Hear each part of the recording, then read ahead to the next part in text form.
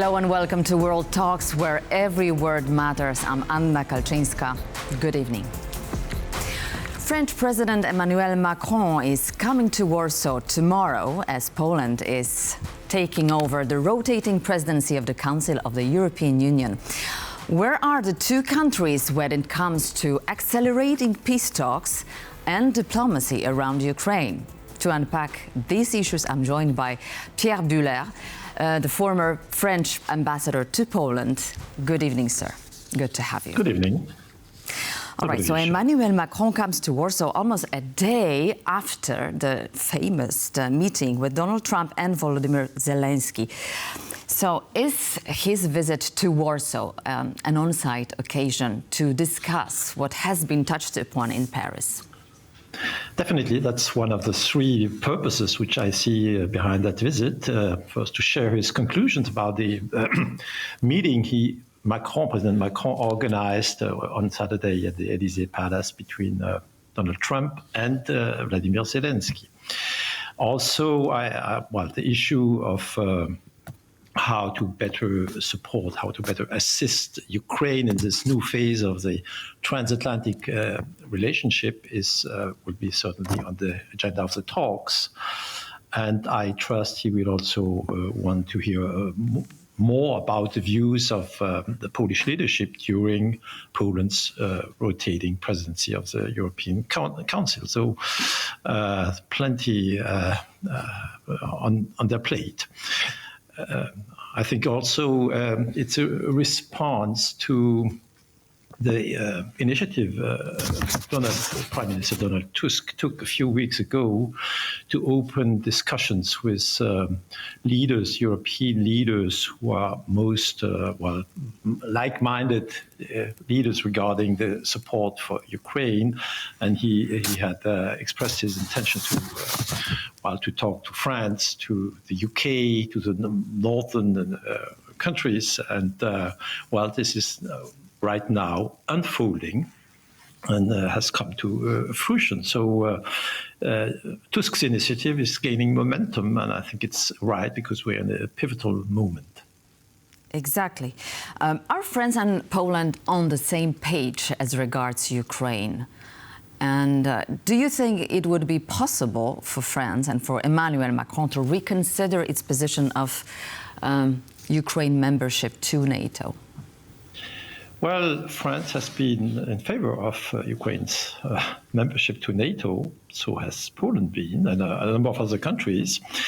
Certainly, we are in line on that very issue, but I think France is very conscious that the issue of Ukraine, I like to compare it to the canary in the coal mine. The issue of Ukraine is existential for Poland, for Baltic countries, for all the frontline countries. And to that extent, it's existential for the whole of Europe. And I think Emmanuel Macron has stated it very clearly in his Bratislava Globsec speech, famous Globsec speech, when he said, well, we have probably missed some opportunities to listen to Poland and other countries of that region. And I think this is certainly his stance, concrete stance. He understands, from the way I understand it myself, he understands that this is really an existential issue for the future of Europe, and it has to be solved, all the more that we are as he said, or the Élysée said, in a new phase of the Atlantic relationship, a new phase in which President-elect Trump has explicitly expressed his intention to be less committed financially and perhaps militarily to support Ukraine. And he has also hinted at the need for Europeans to take a greater share in every issue linked to the fate of Ukraine. So that means we have to get to work. Exactly. Together. together to work, as you said, and the Prime Minister Donald Tusk has said recently that the peace talks may start this winter, this very winter. So we are right on the momentum. Do you think that the NATO membership for Ukraine should be part of a peace deal? Well, I personally think yes, because that would be the strongest guarantee of security guarantee for Ukraine.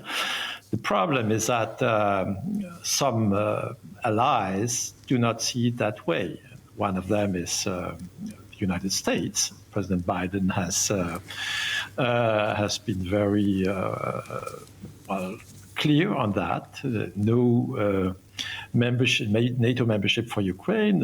Germany is also on a very cautious stand. So, actually, when I say cautious, it's against membership NATO for Ukraine.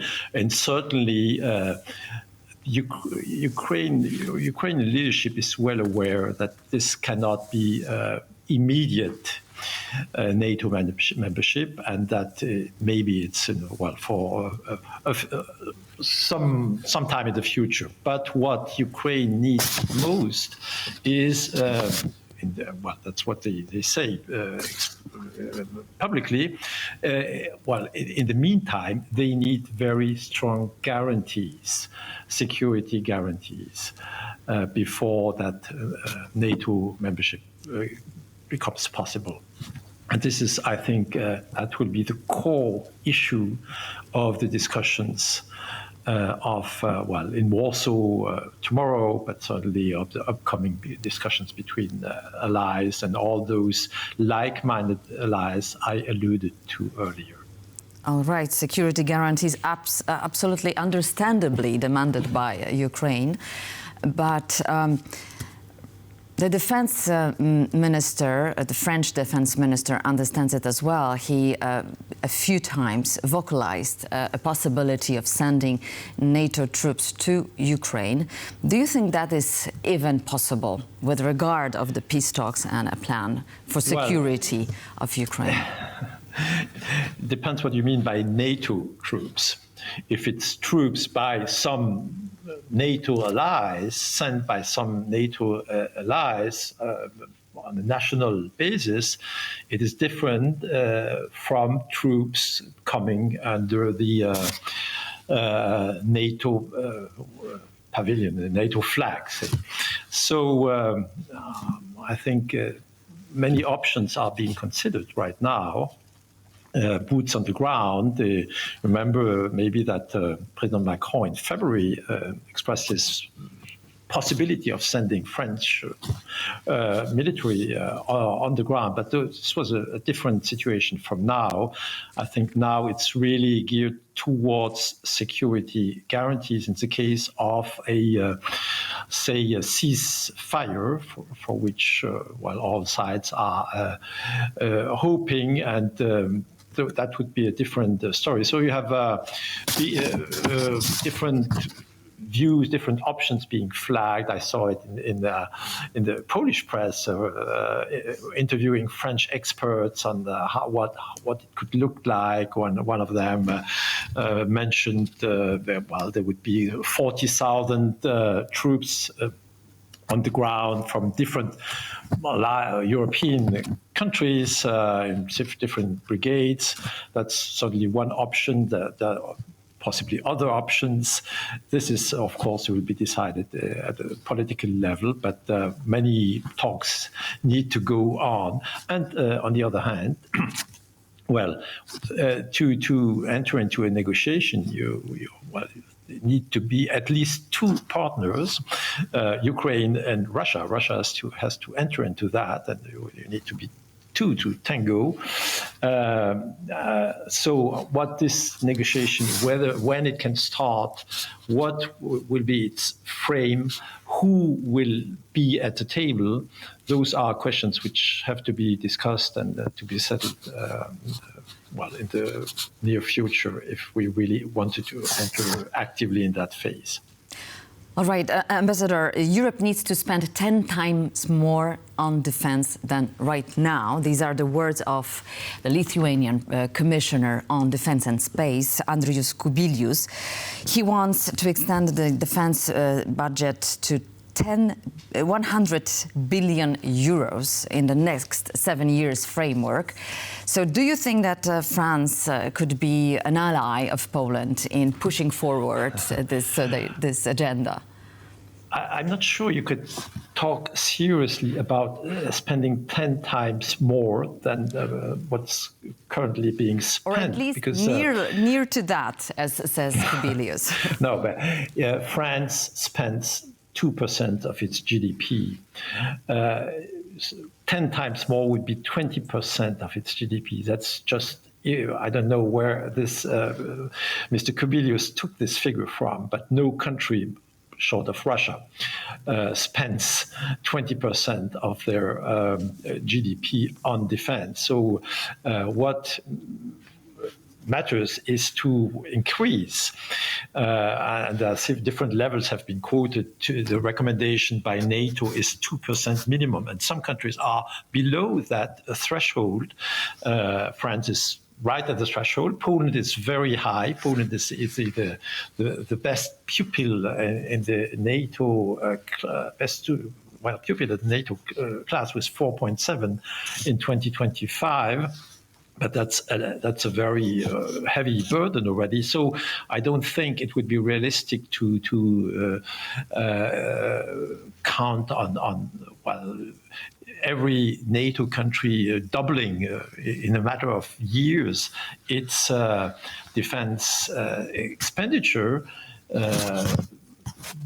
You must, we are all aware, and especially so in France, but not only in France, we are pretty short of money. The debts are high, not only in France. There are other countries where the debt is very high, and the leeway to provide significantly higher expenditure is it's hard to figure out how we can get there in a short period of time. Indeed, European countries have not geared up to what some have called for, a war economy. We are still at low levels, and it will be increased, but not by a number of tenfold. And this brings us to a different perspective. This was probably the Baltic state perspective on the ongoing dangers posed by Russia, the ongoing threats, and as they unfold. Ambassador, thank you very much for your time. Pierre Buhler, former ambassador of the French Republic to Poland, was our guest, and thank you for your time. Thank you for having me. Good night. The pleasure was mine. And that concludes this edition of World Talks. Stay tuned for more news and features are coming.